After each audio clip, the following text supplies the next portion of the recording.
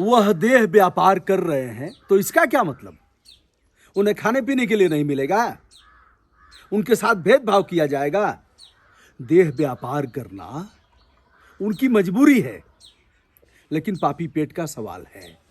उन्हें भी गरिमा के साथ जीने का अधिकार है, सम्मान के साथ जीने का अधिकार है, उनको भी पोषण का अधिकार है। यह बात कहा है माननीय सर्वोच्च न्यायालय ने और दीदी को फटकार लगाया है।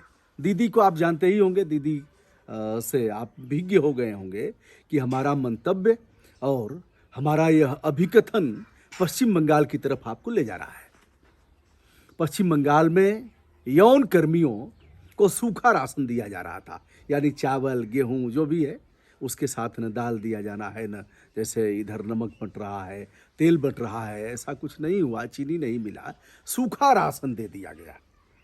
अब कुछ कोई खुराफाती रहा होगा मेरे जैसा जो करता रहा है, और ऐसे लोगों ने मामले को पहुंचा दिया माननीय सर्वोच्च न्यायालय। आर्टिकल 21 जिसका उल्लेख मैं बहुधा करता रहता हूं, जो देश के हर व्यक्ति को, नागरिक नहीं व्यक्ति, हर व्यक्ति को सम्मान के साथ, गरिमा के साथ, डिग्निटी के साथ जीवन जीने का अधिकार देता है। वह लोग यौन कर्मी थे, यानी इस यौनाचार के क्षेत्र में लगे हुए थे। मतलब यानी जैसा आप समझ रहे हैं, रेड लाइट एरिया होता है जहां देह व्यापार किया जाता है, यानी पैसे लेकर के यौन सुख की प्राप्ति कराना। ऐसे तमाम लोग जाते हैं। मेरा यह मानना है, चलिए आज थोड़ा सा विषयांतर हो रहा हूं, मेरा यह मानना है कि सरकार इस तरह के केंद्र खोल दे। अब आपको अटपटा लगेगा, फिर भैया गाली सुनने का काम कर रहा हूं, क्योंकि छटक छटक करके लोग आएंगे, छटक छटक करके, और कहेंगे बताओ क्या कर रहे हो यह सब। एक बात बता रहा हूं, मैं गुजरात के कुछ थानों में जाकर के स्थल निरीक्षण किया था, वहाँ के लोगों से बात किया था। मैं पश्चिम बंगाल पहुँचूंगा, उसके पहले आपको गुजरात कुछ देर के लिए ले चलता हूँ। गुजरात के कुछ थानों पर हमने पूछा, अहमदाबाद के, विशेष करके अहमदाबाद के थानों पर, कि आपके यहाँ कौन कौन से अपराध हैं। फिर हमने पूछा कि 3 साल में हत्या कितनी हुई है, तो रजिस्टर पलट करके देखा गया 1 हत्या कोई हुई थी। कहा यदि हत्या हो जाती है तो लोग घर से नहीं निकलते हैं, लोग डर जाते हैं। हमने कहा चोरी, डकैती, लूट, इस तरह की घटनाएं? का नहीं साहब, इस तरह की घटना तो नहीं होती। हमने कहा होता क्या है? कहा वो जो लड़का लड़की भाग जाता है घर से ना, तो वही अपराध दर्ज होता है, और फिर लेकिन बाद में लोग कंप्रोमाइज कर लेता है, तो वहां इस तरह के अपराध नगण्य हैं।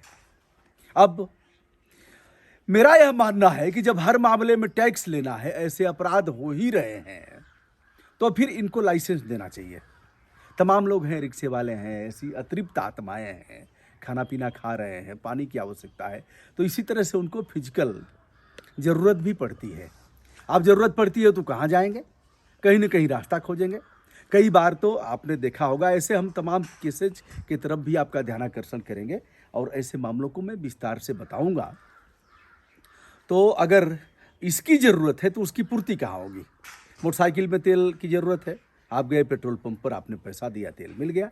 आपको चावल गेहूं की ज़रूरत है, आपको सब्जी की ज़रूरत है, आप दुकान पर गए।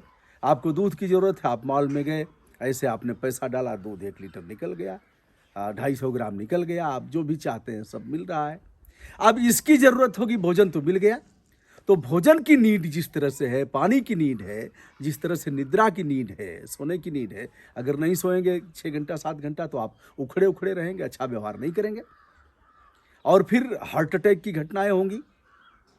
आप खींचेंगे, गुस्साएंगे, गाली गलौज करेंगे, मारा पीटी कर लेंगे, क्योंकि आपकी नींद पूरा नहीं हुई है। कई ऐसे देश हैं जहां अपराध वर्कआउट कराने के लिए, अपराध का उन्मूलन नहीं, अपराध को जानने के लिए क्या करते हैं कि सोने नहीं देते, सोने ही नहीं देंगे। अब वो चिल्ला चिल्ला करके व्यक्ति बताता है, हाँ हमने यह किया है, हमने यह नहीं किया है, चिल्लाता है, क्योंकि नींद आएगी। और जब नींद आएगी तो उसे रोकते कैसे हैं? क्योंकि बैठे बैठे भी आप सो जाएंगे, खड़े खड़े आप सो जाएंगे, बस में खड़े खड़े यात्रा कर रहे हैं, झपकी आएगी ऐसे सो जाएंगे। बस में सीट पर आप अपने बैठे हैं, झपकी आएगी तो उसके बगल में जो है उसके तरफ जाएंगे, वो आपको धक्का देगा। फिर ऐसे करके कई बार झगड़ा मार हो जाता है, तो सोने नहीं देंगे। कैसे? जैसे भगवान शिव के ऊपर एक मिट्टी का गागर रखा रहता है, और गागर के पेंदी में छिद्र करके और उसमें एक लगा दिया जाता है रस्सी और टपक टपक टपक के पानी गिरता है। वैसे ही जो कैदी है, अपराधी है, जिससे पूछना है, तो वहाँ उसको बैठने की जगह रहेगी और वह सो ना पाए, इसलिए पानी टपक टपक के पानी गिरेगा और चिल्ला चिल्ला करके वह बता देता है। चलिए भैया, यह करने की सलाह मैं नहीं देता। अब है क्या, ऐसे मामलों में नीड है, तो नीड की पूर्ति कैसे होगी? तो मैं केंद्र सरकार से चाहूँगा कि प्रभु इसका भी लाइसेंस जारी कर दीजिए। पैसा चाहिए, पैसा मिलेगा ही, इसमें भी कर मिलेगा, कर रख दीजिए, वहाँ उसकी सुविधा हो कि जैसे HIV संक्रमित नहीं है इसकी जांच कर दिया जाए, वहाँ कंडोम वगैरह रख दिया जाए और सैनिटाइजर रख दिया जाए और अच्छे अब रेट रख दिया जाए कि इस बिस्तर का कितना रेट है। चलिए खुल के बता रहा हूँ, चूंकि कर पैसा चाहिए। और अगर अपराध रोकना है तो इसकी ज़रूरत है कि ऐसे लाइसेंस जारी किए जाएं। जो ऐसे यौन कर्मी हैं वह इस तरह का धंधा व्यवसाय करें, कोई बात नहीं है इसमें। एक तरफ उनका इलाका कर दिया जाए, वहाँ सारी सुविधाएं प्रोवाइड कर दी जाए, अपराध कम हो जाएंगे।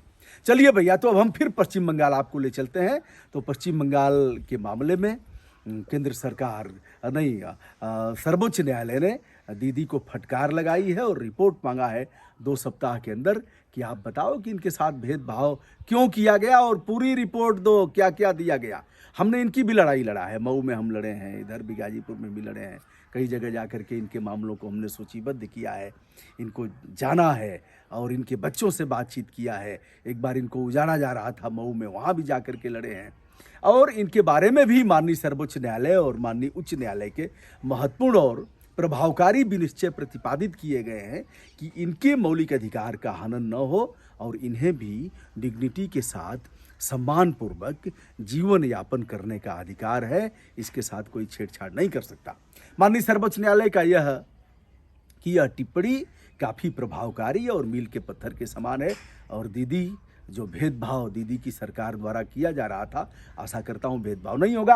अगला विषय जिस पर मैं आपसे बात करना चाह रहा था वह विषय यह है कि प्रधानमंत्री की सुरक्षा में चूक के मामले में पंजाब सरकार भी जांच कर रही थी। उधर केंद्र सरकार ने वहां के DGP और मुख्य सचिव तमाम लोगों को नोटिस जारी किया था कि आप बताएं और क्यों ना आपके ऊपर कार्रवाई किया जाए, क्योंकि आप इस चूक के मामले में आप दोष के दायरे में आते हैं। सर्वोच्च न्यायालय ने केंद्र सरकार को कड़ी फटकार लगाते हुए कहा है कि जब हम हस्तक्षेप कर रहे थे तो आपके नोटिस जारी करने का क्या मतलब है? फिर आप ही सब कुछ करिए, इसका मतलब हमारे ऊपर विश्वास नहीं है। तो प्रदेश सरकार की भी जांच खत्म और केंद्र सरकार की भी जांच खत्म। सर्वोच्च न्यायालय के 3 जजों की खंडपीठ ने सर्वोच्च न्यायालय के एक सेवानिवृत्त जज को यह जांच दिया है, जिसमें चंडीगढ़ के DGP हैं और तमाम लोग हैं जांच में रखे गए हैं। वो लोग जांच करेंगे और फिर दूध का दूध पानी का पानी होगा कि प्रधानमंत्री की सुरक्षा व्यवस्था में किस प्रकार की चूक हुई है। इस पर हमने भी वीडियो किया था। एक विषय और कि दोस्तों अब वर्चुअल अब रैलियां होंगी, इस तरह से संवाद स्थापित करेंगे और अब रैलियां नहीं कर पाएंगे लोग। मैं चिल्लाता था, पहले से चिल्लाता था, फिलहाल 15 जनवरी तक ही यह आदेश प्रभावी है, लेकिन फिर कह रहा हूँ यह आदेश और भी आगे बढ़ेगा और यह लोग रैली नहीं कर पाएंगे। इस तरह भी ज़रूरत है, मज़ा आएगा दोस्तों।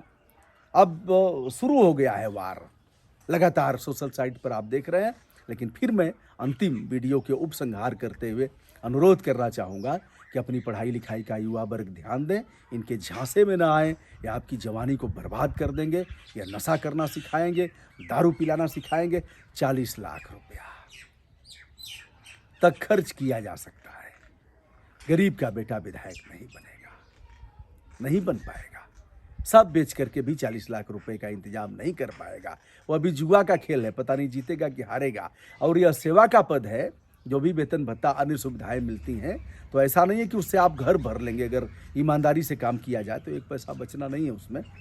तो दोस्तों, मैं हूं ब्रजभूषण दुबे, यूट्यूब चैनल ब्रजभूषण मार्कंडे से। दीदी को एक बड़ी सबक, दीदी देखिए और भेदभाव मत करिए, ऐसा नहीं चलेगा और कोई न कोई न्यायालय में जाएगा ही। आप कानून से ऊपर नहीं हैं। ब्रजभूषण दुबे का विनम्रता के साथ प्रणाम स्वीकार करिए। बहुत बहुत धन्यवाद।